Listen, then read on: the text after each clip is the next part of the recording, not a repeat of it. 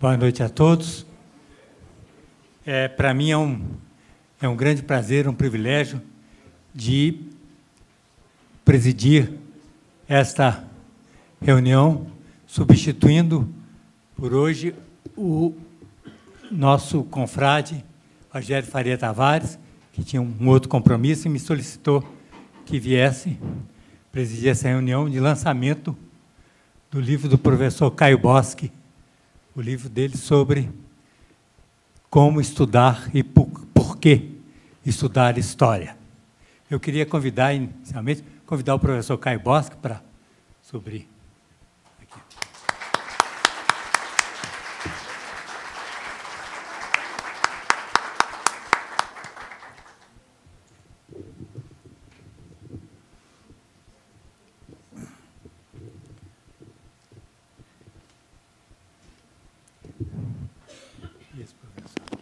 É uma honra muito grande presidir esta sessão em que o professor Caio Boschi vai lançar o seu livro.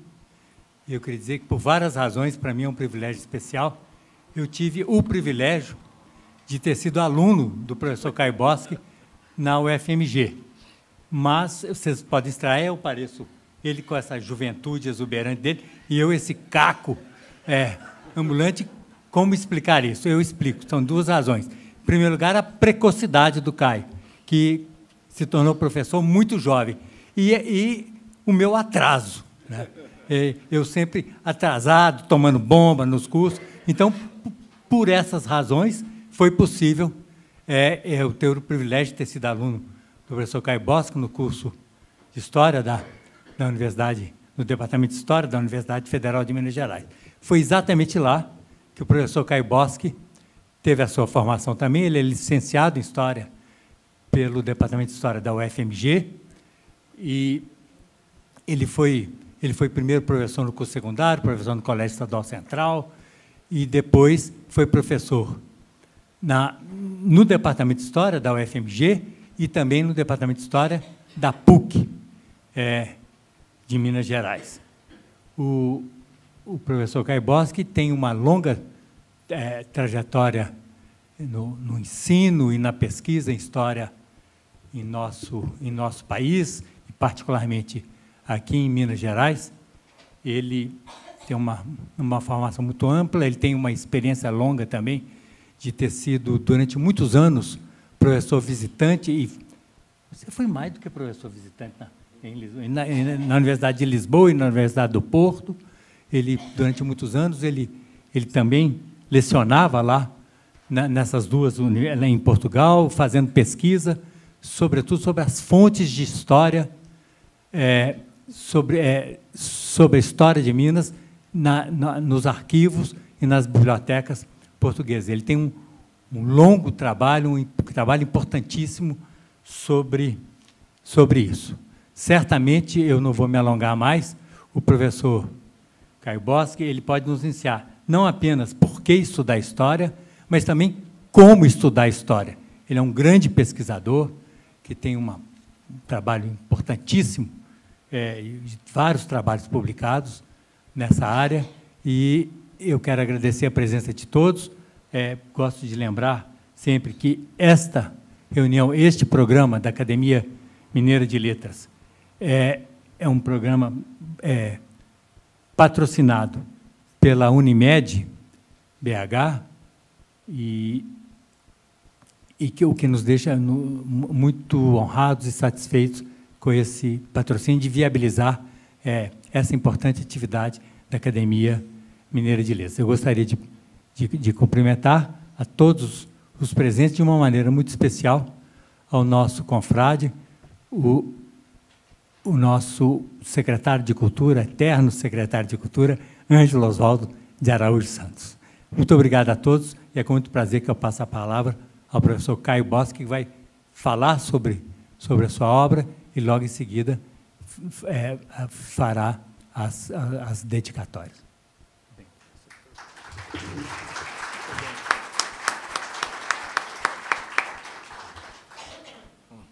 Boa noite a todos e a todas.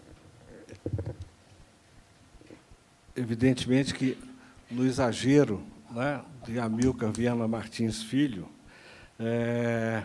numa convivência que, para mim, é muito honrosa, né, de tantos anos, como já enunciado, né, eu só tenho razões para me jubilar e rejubilar, né, desse convívio, não só no magistério, e aqui, mais recentemente, na Academia Mineira de Letras.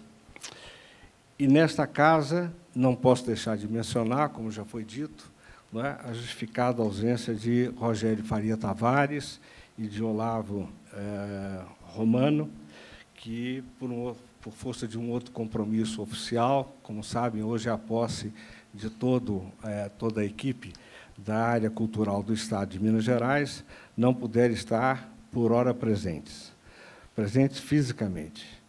Mas os agradecimentos também se estendem, evidentemente, aos meus amigos que aqui estão, que tiveram a gentileza de virem até aqui, aos meus colegas de profissão e não só, a companheiros, a minha família, e também às autoridades presentes, pedindo licença para me referir a 2 ou 3 e já me desculpando por qualquer omissão. Mas faço, então, essa homenagem na presença ou no enunciado do doutor Aloísio Quintão, presidente, desembargador Aloísio Quintão, presidente do Instituto Histórico e Geográfico de Minas Gerais, e Sua Excelência, o senhor cônsul de Portugal em Belo Horizonte, doutor Rui Almeida, que nos honra com a sua presença. Bem, antes de mais nada, quero justificar, né, a razão desse livro, a própria dimensão física dele, e eu aprendi desde sempre que um livro que não fica em pé não pode ser considerado como tal. Não é? Mas, seja como for, ele tem a sua pretensão e, por força da formação, eu vou pedir aí 2 minutos para falar da origem dele. Não é? Na verdade, essa ideia, de alguma maneira e sem nenhuma pretensão, espero que não com arrogância, é uma ideia que permeia a minha trajetória como estudante ou pretenso estudioso da história. Ideia essa que é a da democratização do estudo da história. E esse livro é uma expressão dessa pretensão. Na realidade, ele nasce não de uma vontade pessoal, embora ela tivesse permeado toda a minha trajetória, como já anunciado pelo Amilcar Martins, né, desde os tempos em que, nos anos 70, me dediquei ao magistério na Universidade Federal de Minas Gerais, exatamente na disciplina de Introdução aos Estudos Históricos, depois na metodologia da história, na historiografia, e sempre, né, me acompanhou uma preocupação que eu creio que é de todos nós que nos dedicamos ao magistério e à pesquisa. É a transformação, ou melhor, fazer a tramitação do ensino ministrado nos cursos universitários para o ensino fundamental e o ensino médio, para usar a linguagem atual. Não é? E, numa dessas venturas da vida, e uma feliz ventura, eu tive a oportunidade, no início deste século, de ser convidado para integrar um seleto grupo de historiadores que foi responsável pela revista de História da Biblioteca Nacional do Rio de Janeiro, ou a Biblioteca Nacional do Brasil.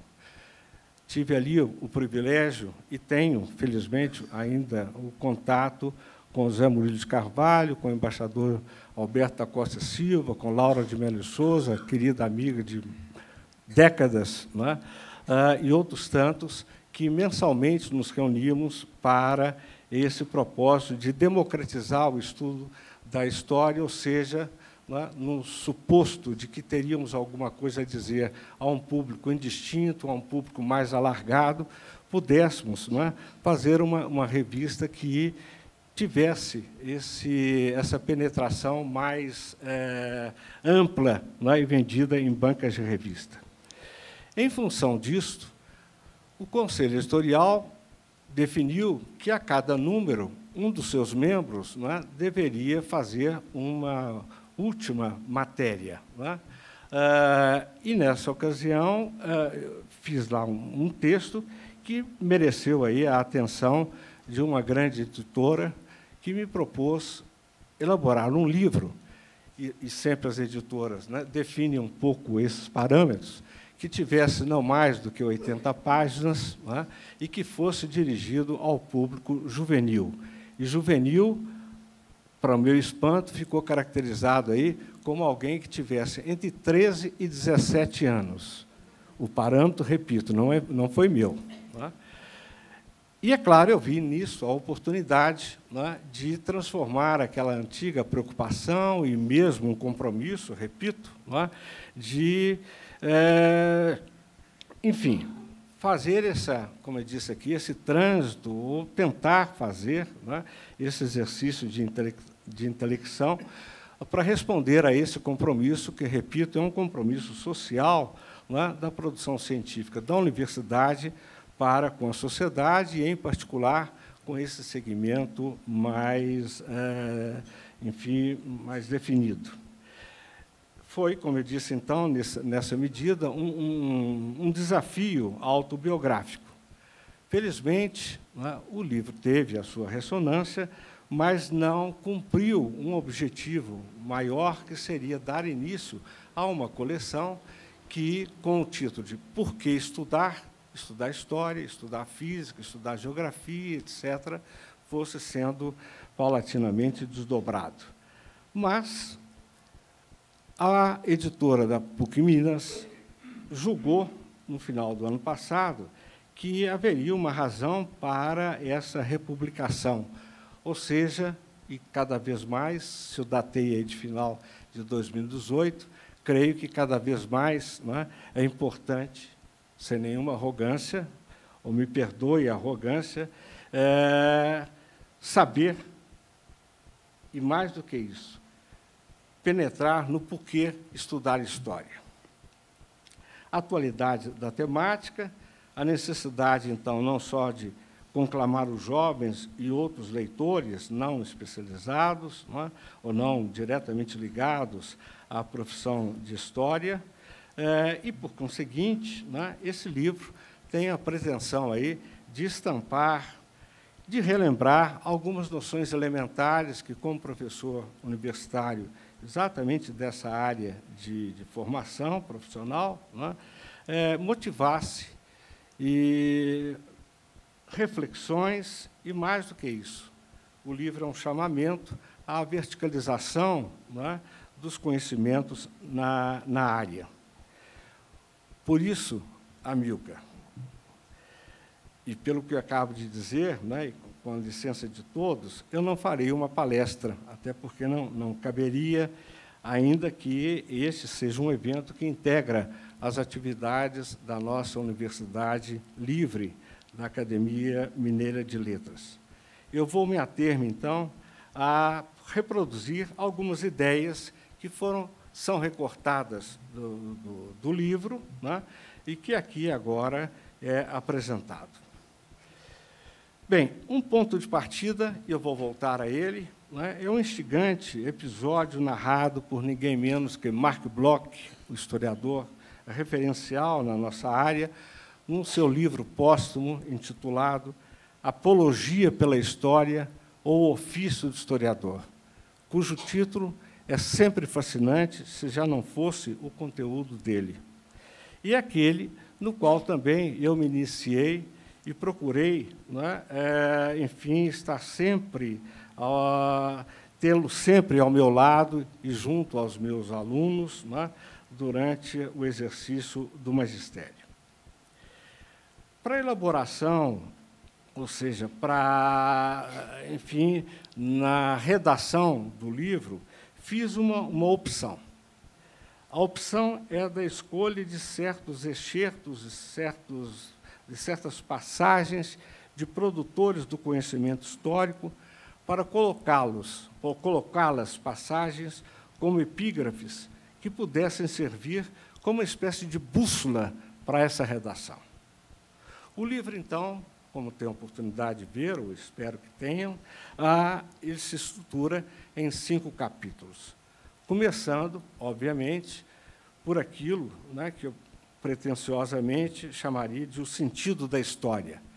E se o norte são as epígrafes, eu utilizo de Luís Villoro, filósofo espanhol, recentemente falecido, lamentavelmente falecido, quando ele diz, e cito: a razão última da história, o seu para-quê mais profundo, é dar um sentido à vida do homem ao compreendê-la em função de uma totalidade que a abarca e da qual este homem faz parte.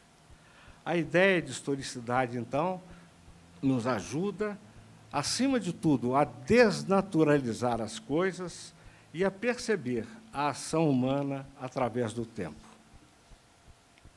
Entender, assim, como o mundo se tornou o que é e não algo diferente do que é.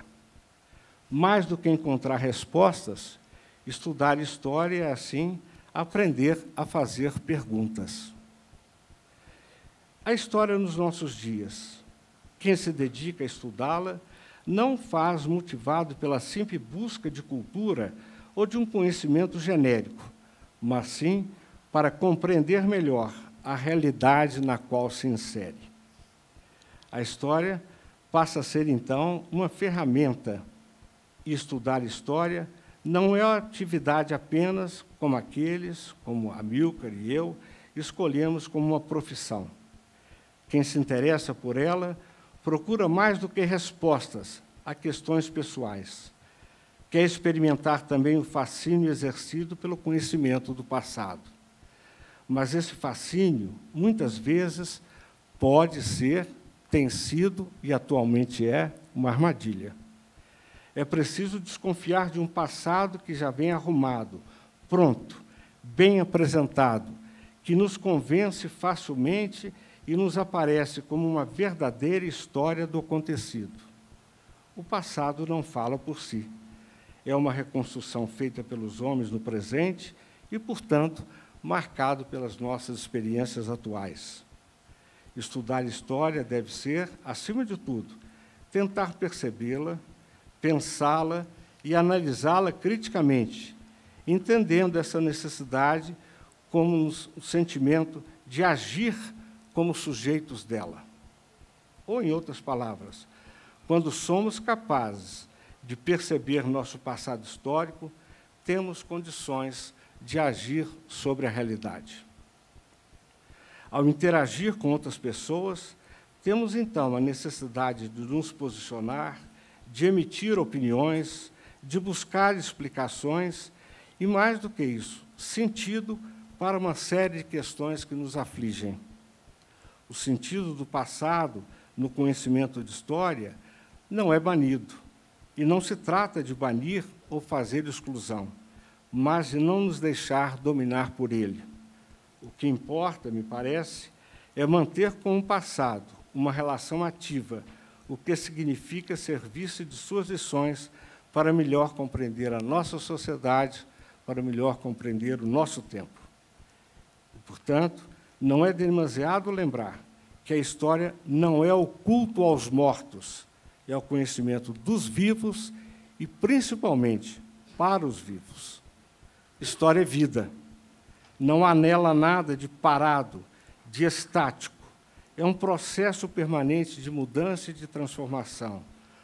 O ponto de partida é sempre o presente, para quem quer entendê-lo, para preservar o que ele tem de bom e, acima de tudo, para transformá-lo. Passado, então, não é em si inerte. Quem lhe dá vitalidade, quem imprime movimento a ele, somos nós, que o interrogamos, que agimos sobre ele. Não se recorre ao passado por um simples passatempo, mas na tentativa, sim, de alterá-lo. A realidade que deve ser transformada é a nossa, a realidade de hoje, e não a do passado. Um segundo capítulo procura, então, entender a história na sua construção, uma vez que ela não é estática. E parto da epígrafe recolhida de Adam Schaff, filósofo polonês, que diz: o conhecimento é um processo e, portanto, a verdade também o é. Não convivemos com verdades acabadas. Significa dizer que, se o conhecimento histórico é relativo, o mesmo não ocorre com os fatos. A realidade factual não se altera, ainda que determinadas pessoas possam entender em contrário. Só que os fatos em si não constituem história. Eles são referências que orientam a interpretação, mas não são ela própria. São realidades e contextos históricos semelhantes, mas ser semelhantes, sabemos todos, não significa ser igual. Os fatos, em última análise, a história, são únicos e irreversíveis. O que muda são as interpretações, são as versões sobre os fatos. Ademais, a construção do saber histórico, tem como matéria-prima a fonte, ou, no plural, as fontes, melhor dizendo, conceito dos mais abrangentes e dos mais elásticos. Fonte histórica é tudo o que pode fornecer informações sobre o passado. A história se faz com fontes, mas elas são a matéria-prima da história. No entanto, história e fontes não são sinônimos. O papel delas é fundamental, porém, um ponto de partida da produção historiográfica é o questionamento que fazemos ao tema ou aos temas objeto dos nossos interesses, aquilo que os especialistas chamariam e chamam de problematização. Por estarmos reunidos ao abrigo de uma academia de letras, e para ficar no exemplo, já que eu disse que o conceito é tão alargado, ao nos referirmos às fontes históricas, não podemos esquecer a literatura. Ainda que, ao contrário do historiador, o romancista e o poeta não tenham compromisso com a realidade dos fatos ou com a reconstituição do passado, pois seu trabalho pode ajudar a preencher certas lacunas do nosso conhecimento. A literatura auxilia o historiador a repensar e ampliar o leque de seus questionamentos sobre a realidade. Um terceiro capítulo, e eu não vou me deter tanto sobre ele, até porque a indagação que serve como paráfrase, como epígrafe, né, já é instigante, e estou me reportando a Santo Agostinho, teólogo e filósofo, quando ele diz: o que é o tempo? Se ninguém me pergunta, eu sei. Porém, se me pedirem para explicar, então nada direi. A noção de tempo abrange, assim, pelo menos duas modalidades: o tempo histórico e, no interior dele, uma série de dimensões que incluem desde o tempo pessoal, marcado por ritmos diferenciados de vida, ao tempo social, com suas marcações próprias, e o tempo da natureza, também conhecido por tempo físico ou tempo astronômico. Assim, a duração dos fenômenos históricos, por exemplo, é diferente daquela observada nos fenômenos naturais. Sendo contínuo, o tempo envolve permanente mudança. O tempo histórico, desta forma, não é linear, não pode ser linear, é múltiplo. Não é a simples soma ou a sucessão dos fatos. Para analisá-lo, é preciso considerar que o tempo abrange dimensões simultâneas que se interpenetram e que se sobrepõem. Em última análise, falar de tempo histórico significa falar de permanências, mas também, e acima de tudo, de mudanças, de diferenças e de semelhanças. Daí a necessidade de uma periodização, necessidade absolutamente didática. Utiliza-se dela, periodização, para facilitar a compreensão de uma totalidade. Mas ela não é nada mais do que uma ferramenta prática. É fundamental entender como os fatos históricos se articulam e como as permanências e as rupturas caracterizam determinado período de tempo. Além disso, é preciso insistir que, na medida em que é fixada arbitrariamente por ser uma convenção, qualquer periodização é absolutamente subjetiva. O quarto e penúltimo capítulo é ensimismado pela citação do recém-falecido Jacques Le Goff, que tanto nos inspira.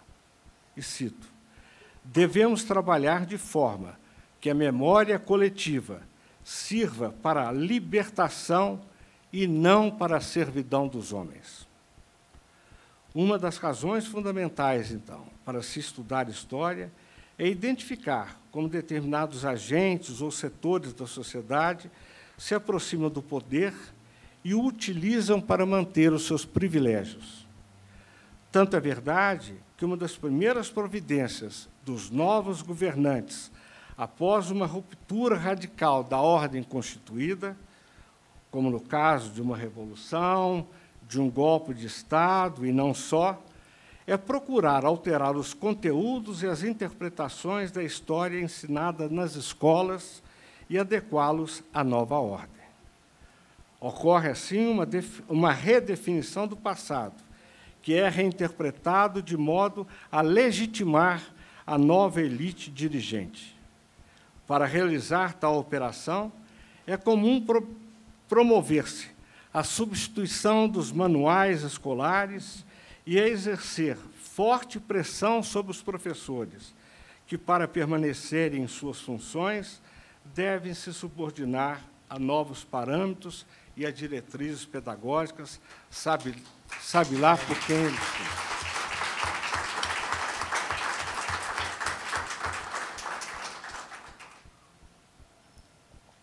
Eu agradeço os aplausos, mas, ao mesmo tempo, lamento que um texto como esse tenha sido escrito em 2006, né, e que, no entanto, é uma dessas permanências, né, a que estamos convivendo, com a qual estamos convivendo. A ritualização e a exaltação do passado dificultam, assim, a consciência do presente, quando não a bloqueiam por completo. São ocasiões preciosas, no entanto, para identificar os elementos históricos do passado que nos podem auxiliar na compreensão do presente e na construção do futuro. Para isso, também é preciso conhecer os indivíduos referenciados nos rituais cívicos e o sentido de sua ação, considerando sempre que não há pessoas predestinadas a papéis especiais no palco da história. A invenção do herói significa compreender ou analisar a história com enfoque nas pessoas dos líderes ou nas lideranças que emergem ou se destacam em determinadas situações, o que é uma distorção, pois, enfatize-se, não há indivíduos predestinados na história. Ela não se constrói pela vontade e pela determinação dos indivíduos. As grandes figuras são, por vezes, uma demanda ou uma necessidade, mas suas ações não se explicam sem os fatores externos que facilitam a sua ascensão. O herói, ou pretenso herói, vence porque age respaldado por circunstâncias sociais favoráveis e pelo apoio da coletividade. Por tudo que vimos expondo, o que venho expondo, cumpre reiterar: a história não se presta para dizer amém aos poderosos e legitimar a ordem estabelecida. É isso que ela faz em muitos casos, mas em outros pode ser, deve ser instrumento de libertação, de consciência, de cidadania. E quando tal acontece, são inúteis os esforços para controlar as nossas consciências e impor conteúdos. Significa, pois, dizer que a história é fator de formação para a cidadania e da cidadania. Formação, sim, pois cidadania, tal como a história, não é uma concessão. Cidadania é também construção. Construir a história inclui a formação e o aprimoramento de uma consciência universal sobre os direitos humanos. As conquistas no campo dos direitos humanos são outra evidência de como a história nos permite interferir na ação do Estado e limitar os desmandos e a incúria dos governantes, ao mesmo tempo em que aprendemos a ser mais solidários e a repudiar as injustiças. Se isso é válido em qualquer lugar do mundo, com mais razão ainda se aplica a países como o nosso, onde a realidade é marcada por imensas e históricas desigualdades sociais.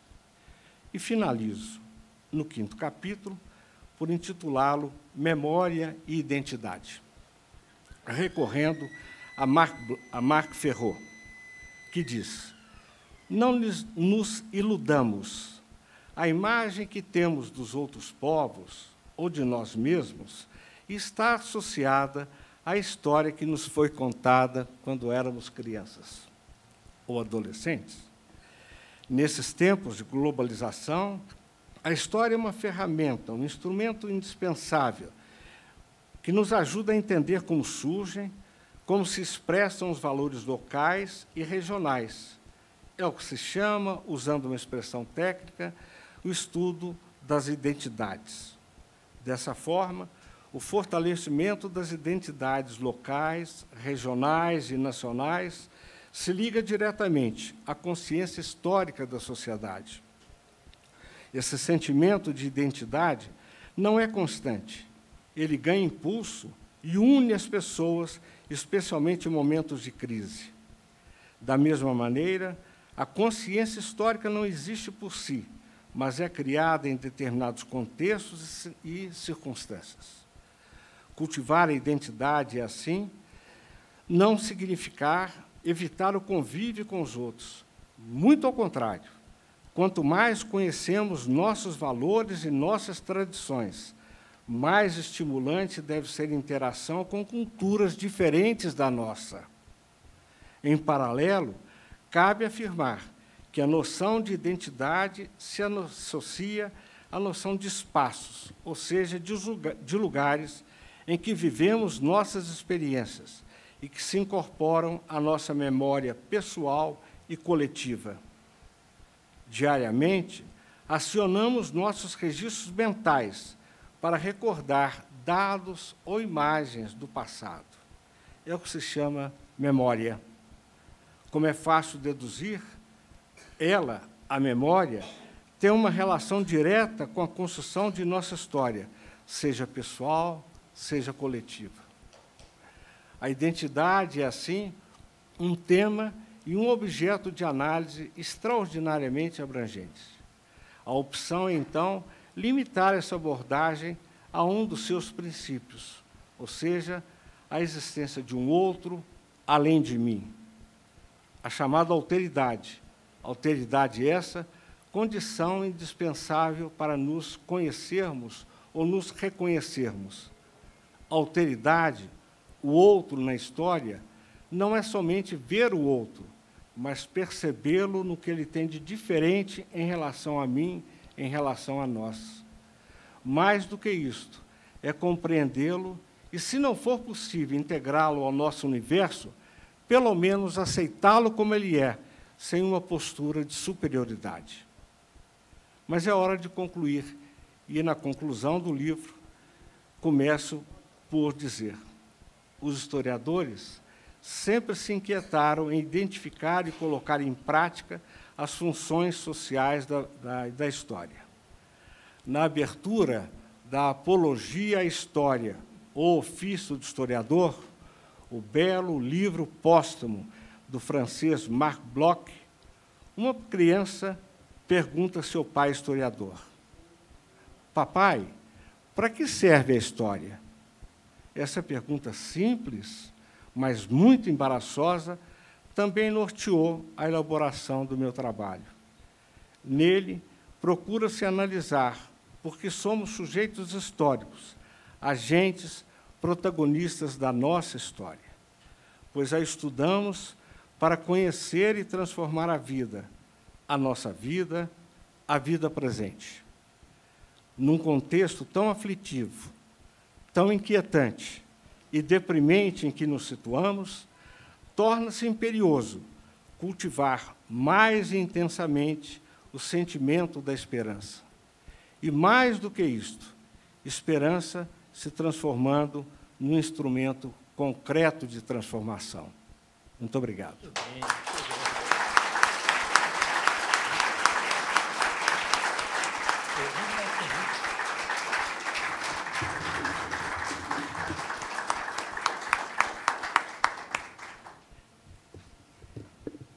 Bem, após essa belíssima palestra, essa aula sobre a história, a importância da história, como estudar história e por que devemos estudar história, eu gostaria de dizer que a palavra está aberta para todas as perguntas, enfim.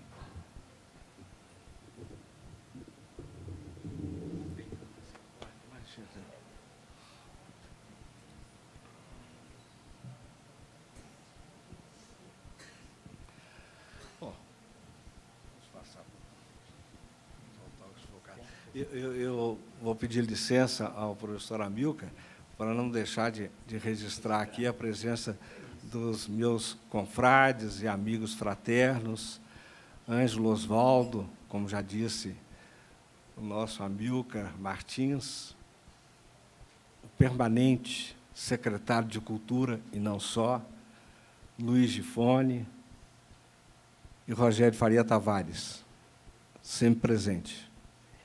E mais, cometendo uma inconfidência, que ele me perdoe, o nosso futuro presidente.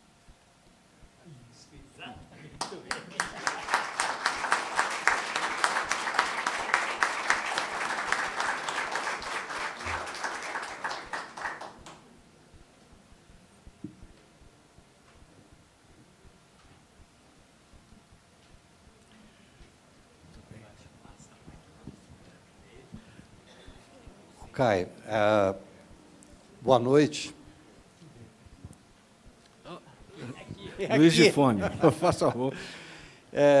Escrevendo um livro sobre o primeiro bispo de Minas Gerais, o Dom Frei Manuel da Cruz, ao fazer o levantamento, eu descobri que o rei Dom João V comentou a respeito dele, que o Dom Frei era uma pessoa muito boa, mas ele tinha lá uns sobrinhos que atrapalhavam demais a gestão dele. E, com isso, ele, inclusive, foi cogitado a ser mandado para Goa, por causa dos sobrinhos. A história é um eterno retorno? Não. Gifone, eu agradeço muito, muito mesmo a sua intervenção, mas não posso concordar, não é, com a afirmativa de que é um eterno retorno. Na verdade, o que temos, eu, de alguma maneira, e de forma muito ligeira, passei aqui por dizer que há sempre semelhanças, né? Há algumas afinidades, né? Mas não a repetição, né? Não a absoluta identidade, porque, né, eu costumo dizer que falar em processo histórico ou em mudança histórica são expressões pleonásticas, não é? História é, por natureza, mudança, é, por natureza, contradição, é, por natureza, ruptura, é, por natureza, alteração. Não é? E, portanto, sendo momentos distintos, não é? Não há um eterno retorno, como já se disse na filosofia. Mas você tem razão, essas afinidades são muito grandes, e o nosso pobre Dom Frei Manuel da Cruz, que você biografou, não é? Eu me lembro sempre de um desses sobrinhos, que é o jesuíta José Nogueira, né, encarregado da criação do Seminário Nossa Senhora da Boa Morte, lá em Mariana, cujo prédio lá está ainda, que é a sede dos cursos de Ciências Humanas da Universidade Federal de Ouro Preto. Eu queria apenas registrar a presença do nosso confrade, Márcio Sampaio. Um prazer tê-lo aqui presente.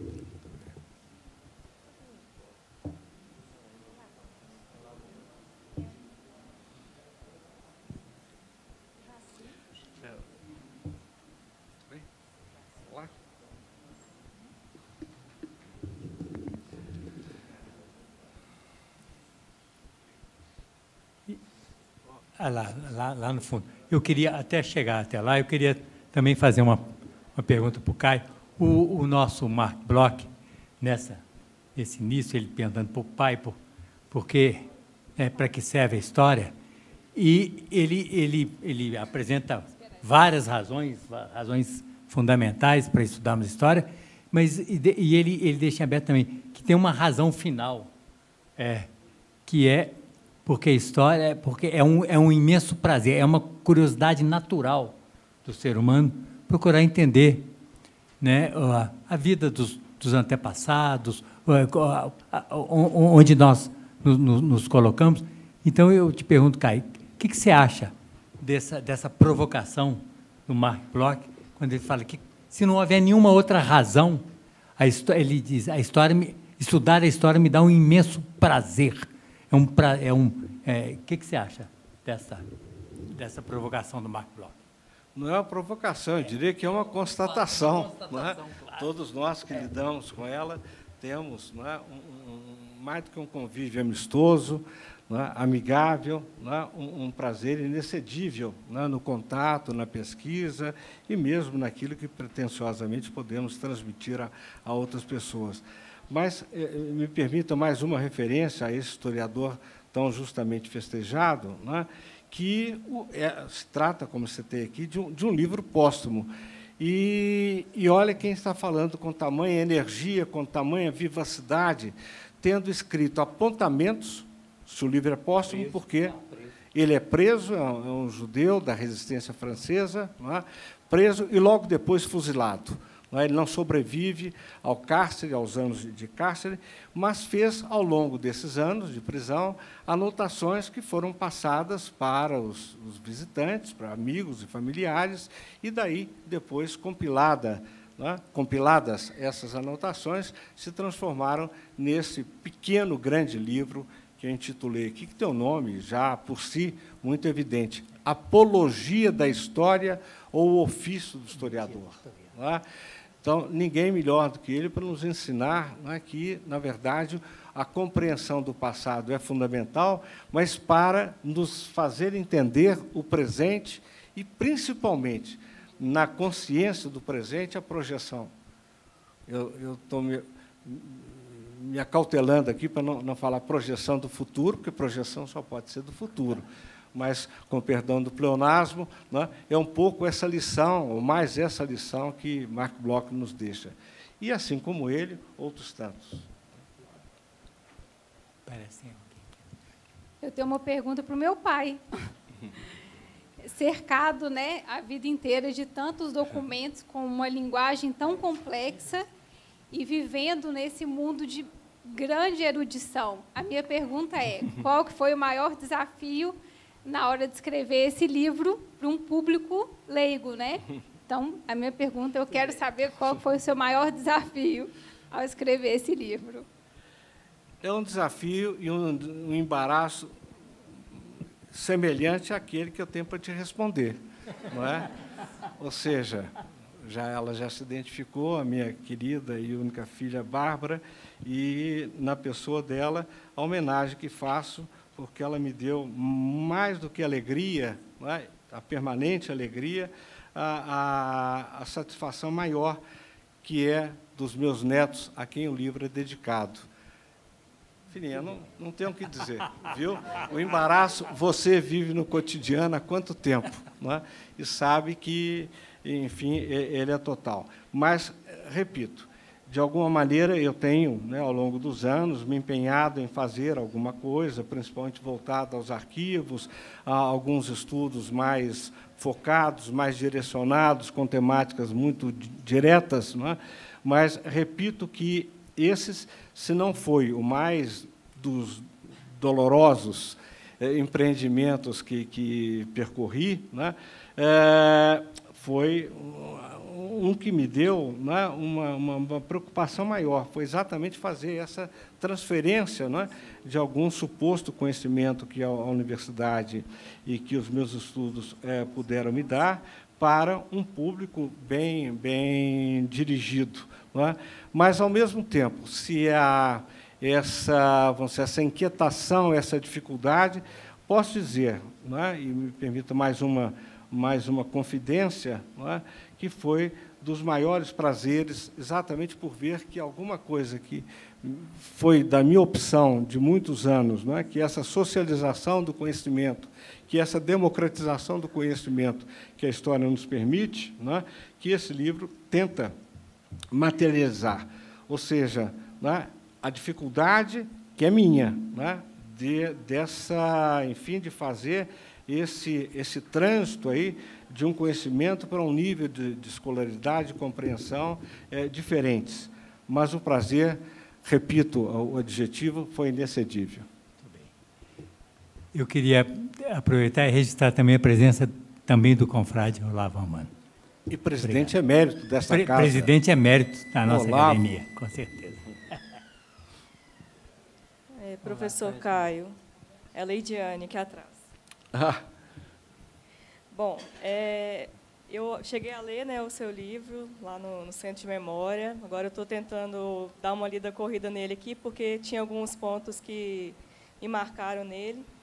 E um dos pontos que eu acho que é muito atual hoje é quando fala da questão do zerar o passado, que eu acho que é o que a gente tem visto hoje em dia, que o que aconteceu está tendo uma nova releitura, como se diz, e a gente tenta, às vezes, explicar com fatos, né, que não foi bem assim, mas é até um outro ponto aqui da memória que você tem quando criança, né, que é o que você tem, que é o que você acaba levando com você, e realmente fica complicado você competir o que a pessoa lembra ou acha com o que realmente aconteceu, e ela se aprofundar naquilo para ter essas respostas, né?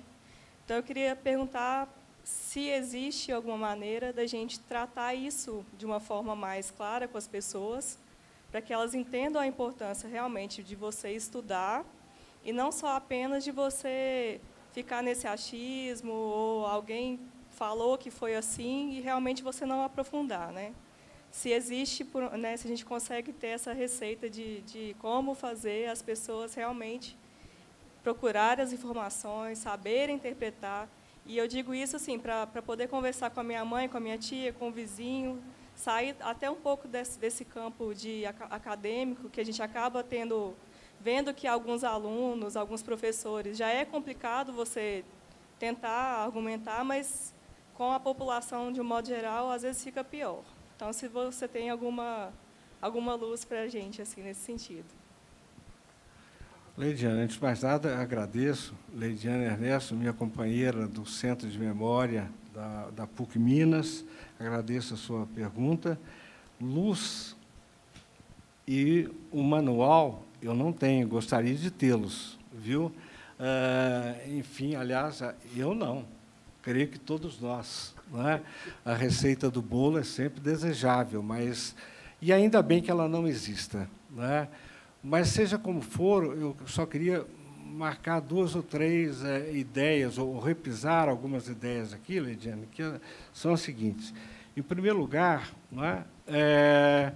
Como eu disse aqui, o factual é irreversível. Veja esses nossos últimos dias aí, né, têm sido também, nesse sentido, tenebrosos, né, de você querer alterar uma realidade. Eu não posso dizer que Hitler nasceu anteontem, não é? Então, a datação ela é essencial na história e é a partir dela que nós temos aí a condição de fazer a análise, a interpretação e, portanto, o que eu disse aqui, e reitero, não é? Que não há uma verdade acabada, não é? Ao contrário, não é? E que não há uma verdade, vamos dizer, de acordo com sistemas, com partidos, com ideologias. Não é? O que temos é a necessidade recorrente, contínua, não é?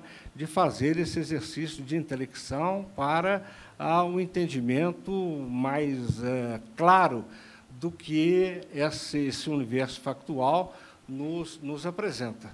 Não é?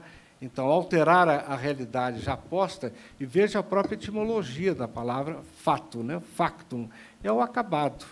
Não é? É a partir dele que eu trabalho, mas ele em si não tem condição de ser alterado, de ser modificado. não é? Agora, interpretações elas são absolutamente necessárias, não é? Embora sem negar essa essência. Caio, eu queria colocar uma questão para você, que eu acho que eu nunca formulei para você, mas eu considero uma questão fundamental para o exercício do historiador, né? Eu tenho o privilégio de ser amigo do Caio há muito tempo, temos a oportunidade de conviver fora desse espaço aqui, conversamos muito, mas essa questão eu acho que nunca conversamos, e eu acho que era importante compartilhar aqui com todo mundo essa. A questão é o seguinte, existe uma frase, um conceito que vem do Croce, né? Benedetto Croce, o grande filósofo da história, filósofo, historiador, grande intelectual Croce, que é a seguinte: toda a história é história contemporânea, né? Você pode ter como objeto a Roma antiga, você quer estudar a vida dos Césares, mas o seu ponto de vista é inescapavelmente o de hoje, né? Você é uma pessoa do seu tempo. Você eventualmente, quando você pensa nos Césares e pensa, por exemplo, no Nero, talvez tem alguma coisa de Nero e algum dos dirigentes atuais, pode ser por aí que a coisa aconteça. Mas o fato é que nós somos movidos pelo que somos, pelo nosso tempo. Então, isso é um ponto. O outro ponto, que nesse sentido é uma contradição a este, é aquela famosa questão do Lucien Febvre, né, a respeito do anacronismo, né, quer dizer, o pecado mortal do historiador. Evitar o anacronismo, né, isso é tido como a questão chave para a história. Como é que nós ficamos diante dessa disjuntiva? Toda a história é história contemporânea. Portanto, nós somos o que somos, nós projetamos em tudo que vemos aquilo, até os desejos, as nossas aspirações, as nossas ideologias. Por outro lado, o historiador deve, tanto quanto possível, fugir, evitar, interditar o anacronismo. Como é que você, pessoalmente, lida com... Qual é a sua resposta a essa questão? Que eu acho que, na nossa longuíssima convivência, eu nunca tive uma oportunidade de conversar sobre isso, e eu acho importante que a gente possa conversar isso aqui em público. Obrigado. Bom, o João Antônio de Paula tem, como sempre, como hábito, nós que temos aí, sim, o privilégio da convivência, né? E, como já foi dito, eu posso desfrutar dela com muita assiduidade, não com aquela que eu gostaria, né? O João sempre faz perguntas embaraçosas e cuja pergunta já tem parte da resposta. Eu não vou me furtar a ela, não tem evasão, mas entendendo, né, e vão me perdoar, que essa indagação que ele me faz, depois de tanto tempo, que ela prossiga em outra oportunidade. De fato, o João Antônio de Paula apresenta aí uma contradição, né? Quer dizer, se toda a história é contemporânea, como é que se lida, não é, com uma intelecção em relação ao passado, para que não caia no que já foi dito aí, o pecado mortal do historiador, que é o anacronismo, ou seja, a visão, né? A nossa visão, a nossa Weltanschauung, a nossa maneira de encarar o mundo, né, como se fosse um instrumento ou uma ferramenta para a captação de uma realidade pretérita. Já disse que a questão é embaraçosa, mas eu queria, na tentativa de respondê-la, enfatizar aí quando você diz que a história é naturalmente contemporânea. Significa, então, que o passado em si, né, ele não é recuperado. Aliás, uma expressão que nós sempre usamos, o máximo que conseguimos é fazer aproximações com o passado, né? Enfim, ele é sempre uma representação e, consequentemente, o que eu tenho que fazer é tomar as minhas aflições, as minhas indagações, as minhas perplexidades, as minhas interrogações, para buscar o passado. E faço isso, fazemos pessoalmente, como fazemos em relação à história, seja ela local, seja a história nacional, a história das coletividades, não é? Por que isso? Porque, se me perdoe a imagem aqui, não sei se a comparação é muito feliz, Mas se vou em busca do acompanhamento de um psiquiatra ou de um psicólogo, não é? Eu, nessas sessões, nesse diálogo, não é? Eu não me reporto a todo o passado, eu não consigo, não tenho, e, aliás, o acompanhamento é exatamente para que ele pince eventuais momentos, não é, em que essas minhas inquietações afloraram, em que elas explicam. Bom, a analogia aí, para quê? É para dizer que eu não tenho que ir ao passado por ele em si. Não é? Eu vou àquele passado que me permite explicar a realidade presente. E é nessa dimensão que eu penso que Croce falava de que toda a história é contemporânea. Então, a história não é estudo do passado por ele em si. Aliás, o estudo do passado propriamente dito, eu não creio que ele seja, nem sequer, pode ser prazeroso para algumas pessoas, mas ele não dá a ideia daquilo que seria, né, enfim, o fundamento essencial dessa área do conhecimento. Ao mesmo tempo, e daí o paradoxo, né, o paradoxo é que eu tenho que fazer esse exercício de intelecção, de busca, sem, no entanto, cometer o deslize aí, né, de fazê-lo na ótica ou nos meus pressupostos, nos meus, das minhas concepções, da minha maneira de ver o mundo.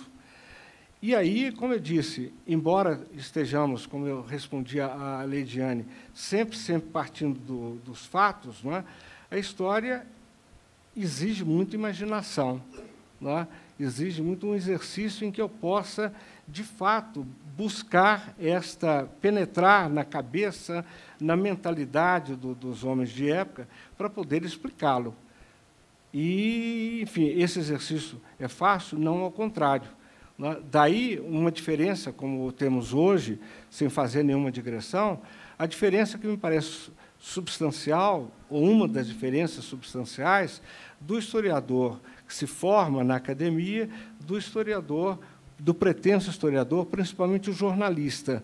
Não é? Quer dizer, são esses instrumentos que adquirimos no estudo, na lide, né, da teoria, das metodologias que alimentam o conhecimento histórico, que nos faz, ou que nos permite penetrar nesse universo que dificilmente o narrador, o biógrafo, não é, aquele que simplesmente alinhava os fatos, consegue fazer, ou tem a condição operacional de exercitar, né, essa chamada operação historiográfica. Enfim, não é pelo embaraço da questão, concordo plenamente com o anacronismo, mas ele é alguma coisa com a qual nós temos que lidar e que eu não vejo uma resposta, vamos dizer, contundente ou como eu disse, ou consistente para lhe apresentar. Mais do que isso, a sua pergunta ela só reforça uma angústia que permanentemente temos. Como lidar com o anacronismo para não cometê-lo? Mas, ao mesmo tempo, se eu não resvalo, se eu quase não cometo o deslize de o anacronismo, eu não chego ao passado. Posso evitá-lo? Devo evitá-lo. Mas, naturalmente, ele alimenta a concepção, a percepção do passado. Não é? E essa contemporaneidade que me conduz, que me alimenta, que me indaga, que me faz refletir, ela necessariamente, se ao mesmo tempo me faz imaginar uma realidade pretérita, ela está aí, vamos dizer, subsidiada e respaldada nessa condição quase de um anacronismo. Né? Esse é o espanto, é o fantasma que nos atemoriza todo o tempo.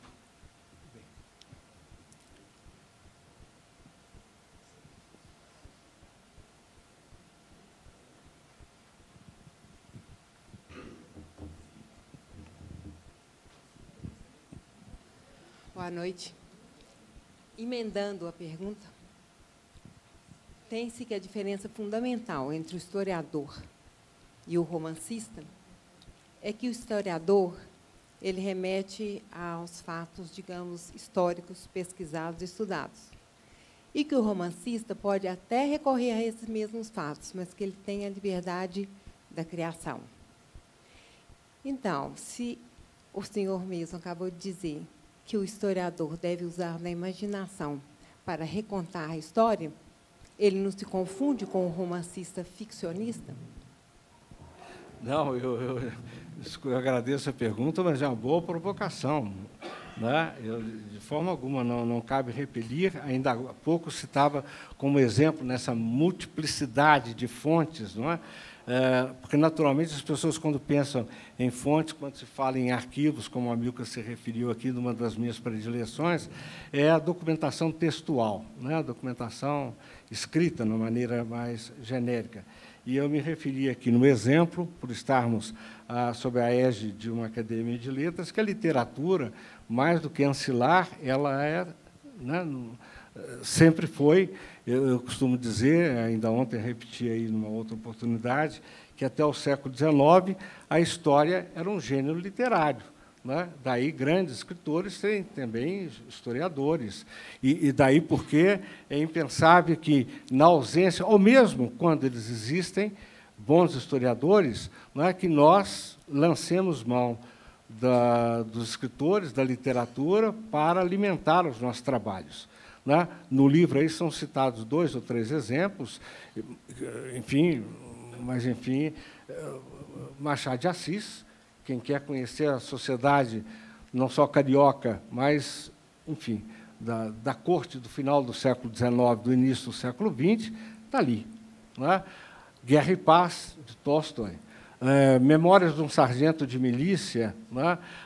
Sem falar Brecht, que é reproduzido um poema dele, e o nosso Carlos Drummond de Andrade. Mas qual é uma diferença, para não fugir à sua questão? É que, quando você começa por falar, né, de fatos históricos, eu julgo que, quando há uma adjetivação, é sinal de que, em si, né, a palavra não se segura. Se eu preciso qualificar que é um fato que não é histórico, é porque há fatos que não são.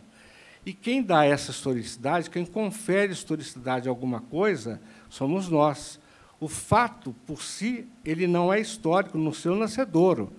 Não é? Na linguagem vulgar, na mesa de bar, podemos fazer isto. Não é?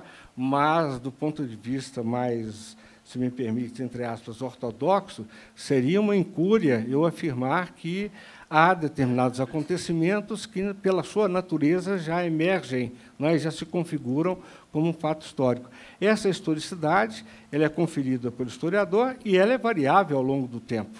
Não é? Porque, como eu disse aqui, são interpretações, são versões. E isto a literatura pode se apropriar, mas ela não subsidia, ela não respalda esse atributo que é próprio de alguém que pretende fazer ou elaborar um texto histórico ou historiográfico, né? Porque aí a configuração implica na atribuição dessa condição, vamos dizer, de conferir estatuto a algum evento que tenha o desejado ou suposta historicidade. Não sei se respondi. E o terceiro elemento dessa história, o jornalista? Desculpa. O terceiro elemento dessa história, que é o historiador, o romancista e o jornalista. O jornalista tem feito biografias e se metendo a historiador. Como o senhor vê isso? Não, vejo muito bem. Agora, eu tenho as minhas reservas, né, no sentido de não rotular como historiador. Com todo respeito à obra de muitos biógrafos que estão em evidência, que se transformam merecidamente, em alguns casos, em best-sellers, não é? Acho que isso é um auxílio muito grande, porque, de alguma maneira, isso estimula o conhecimento da história. Não é? Não vamos ter uma versão in limine, porque quem lê biografia, de alguma maneira, se já não era, fica seduzido por ler história. Não é? Então, eu não tenho nenhuma refração nenhuma aversão a que jornalistas ou outros profissionais ou outros diletantes da história se aventuram pelos caminhos de Clio. Né? Mas há uma formação profissional que, vamos dizer, que nos permite, que nos, como é que eu diria, que nos faculta em alguns instrumentos de análise que, com toda certeza, o jornalista não tem. Né? porque senão confundiríamos um estilista, né, alguém que tem uma fluência na escrita ou verbal, como um analista histórico. Isso eu não posso configurar como tal, sem nenhum desdouro, repito, né, por uma boa produção, tanto no âmbito da biografia, que é um gênero muito explorado nos últimos tempos, né, com efeito mercadológico, um chamamento mercadológico muito expressivo, daquilo que é uma produção historiográfica em estrito senso. Então, só para resumir, para eu entender bem, quer dizer que o jornalista e o romancista ficcionista, quando eles recorrem a fatos históricos, necessariamente eles têm que recorrer ao que tenha sido escrito por historiadores, não? Não, de forma alguma. E aqui eu presto uma homenagem já ao meu querido Luiz Gifone, que ele acabou de citar um livro de grande importância, que é a biografia que ele elaborou, né, em grande parte ficcionalizada, do primeiro bispo de Mariana, o Dom Frei Manuel da Cruz. Né?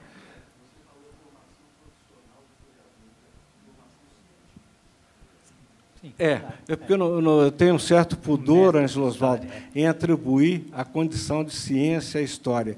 Creio que não fiz essa menção, mas, de alguma maneira, é um pouco desfaçatez da minha parte, de todos aqueles estudiosos da história, julgar que não é uma ciência. Sendo ciência, aí sim, você provocou, e eu vou dizer, ela é epicêntrica. Ninguém pode viver sem história. Sem um conhecimento de física, de matemática, né, vertical, eu posso galgar uma série de coisas. Né? Sem o conhecimento de história, desculpe a arrogância mais uma vez, é impensável, né, que alguém se situe. Né? Daí atribuir foro de cientificidade, não sei. Na resposta ao João, deixei subliminarmente a ideia de que, olha, durante muitos anos eu fui, enfim, um pretenso professor de uma disciplina chamada Metodologia da História. Para concluir, e ainda hoje, passados 25 anos da minha aposentadoria na UFMG, a conclusão de que eu não sei o que é metodologia da história. E por que isto? Porque, na verdade, qual é o método próprio da história? Eu que estou aqui fazendo, para me apropriar da expressão do Marco Bloch, uma apologia da minha área. Agora, metodologia estrito sensu da história, eu não conheço. Mas negar isso é ao contrário, é um sintoma, uma oportunidade de júbilo. Porque a grande riqueza, uma das riquezas da história, é exatamente porque ela acolhe e recolhe metodologias as mais variadas. Né? Enquanto na economia, na sociologia, né, no direito, eu tenho postulados e princípios, né, que definem a essência do conteúdo, enfim, da área do conhecimento, na história, essa multifacetação. O que fazemos, ainda na resposta anterior, né, é a apropriação que fazemos da literatura, da filosofia, da economia, do direito. E o grande mérito, eu acho que um dos grandes fascínios que temos é exatamente a necessidade de procurar, em outras áreas afins à história, e nem sempre afins, né, a busca dessa metodologia para alimentar, e, mais do que isso, para nos permitir a elaboração do conhecimento histórico. Caio, o nosso Charles Senhobot, ele dizia que a história não é uma ciência, que a história é um procédé de connaissance, é um método, é uma maneira de entender a vida, de interpretar a vida, de conhecer a vida. Né? Agora, na verdade, eu estava preocupado com o horário, porque várias pessoas, algumas já estão saindo, precisam... E nós temos uma terceira fase dessa reunião, que são os autógrafos. Então, eu queria, talvez, mais uma ou duas, eu não sei, e já passar para... Vamos lá? Tem uma última pergunta ali.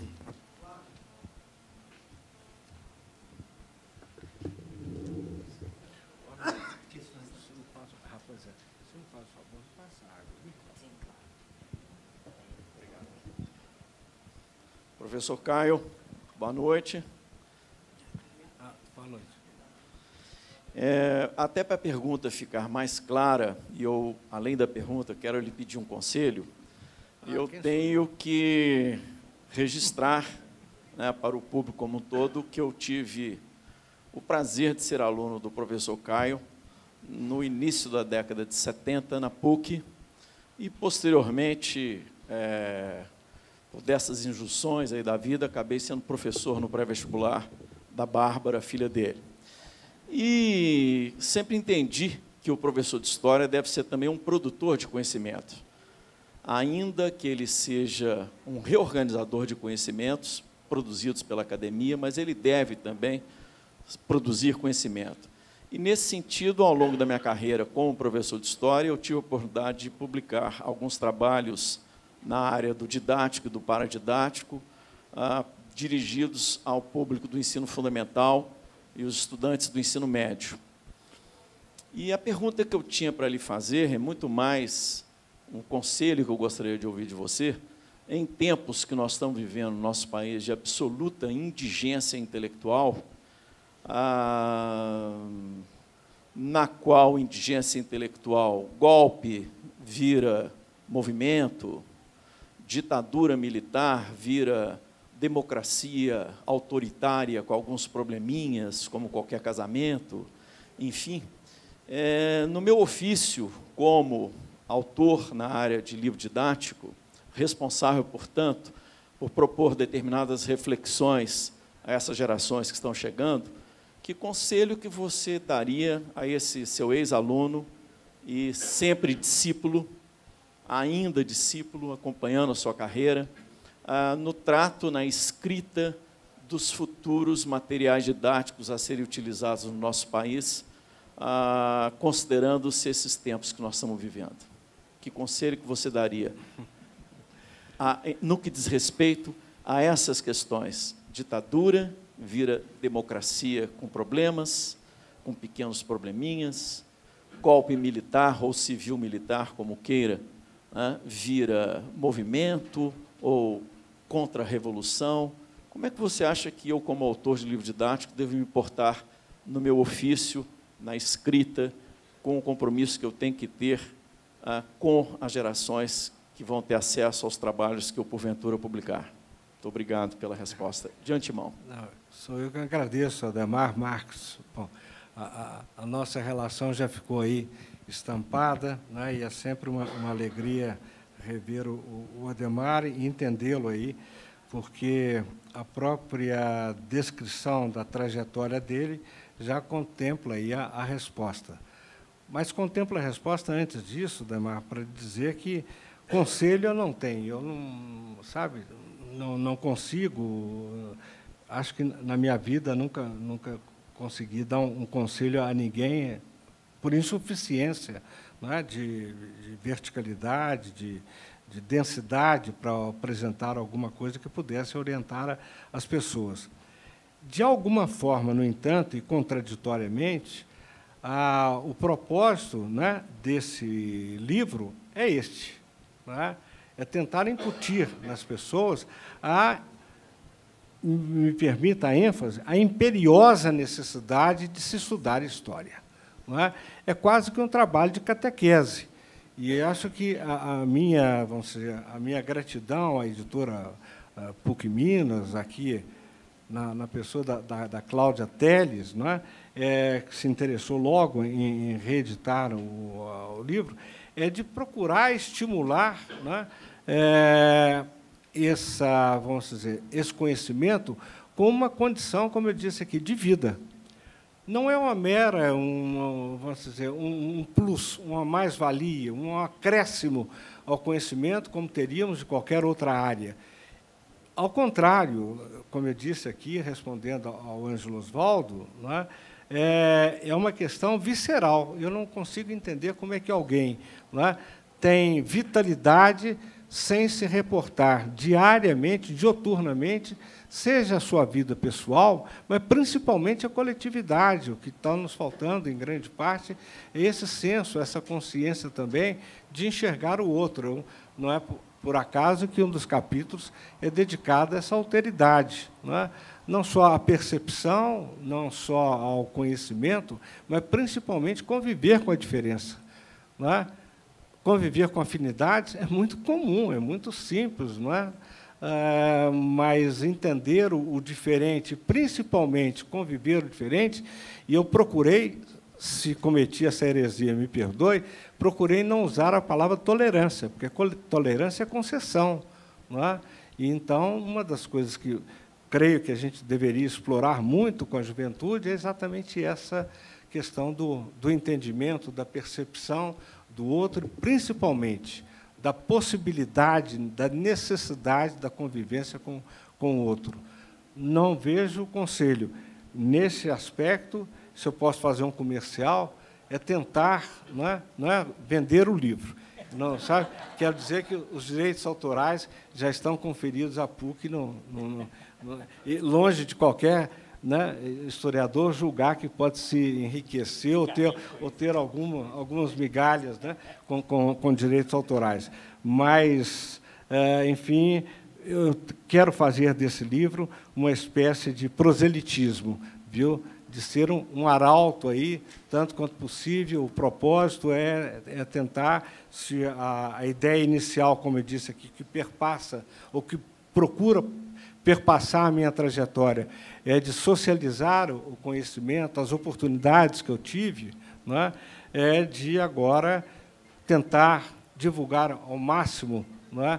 Nas escolas, enfim, em palestras, de alguma maneira, né, sem nenhum intuito comercial, e já estou aproveitando aqui para me disponibilizar, se quiserem ou puderem me convidar, teria muito gosto, e mais do que isso, maior entusiasmo em fazer esse contato. Talvez seja aí, dentro das minhas limitações, o que eu posso fazer, né, para, não o conselho, mas, enfim, tentar disseminar um pouco essa ideia que nos absorve, né? E da qual você é um arauto mais do que, né, um divulgador do conhecimento histórico nos seus numerosos livros e manuais didáticos escolares. Olha aqui, meus amigos, essa conversa vai longe, e muitas pessoas ainda gostariam de fazer perguntas ao Caio, mas está na hora da terceira fase, tem várias pessoas ansiosas também para pegar as dedicatórias dos autógrafos. Muito obrigado a todos. Parabéns ao Caio mais uma vez.